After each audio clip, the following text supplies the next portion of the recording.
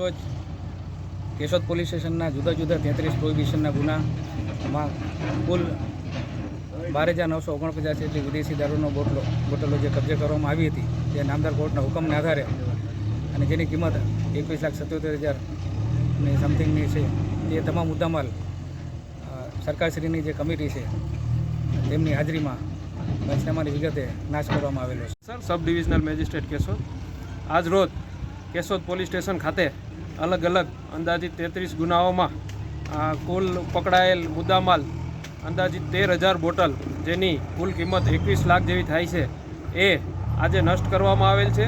આ મુદ્દામાલ નષ્ટ કરવા માટે નામદાર કોર્ટની પરવાનગી મેળવેલ છે અને આ મુદ્દામાલ તમામ આજે નષ્ટ કરવામાં આવે.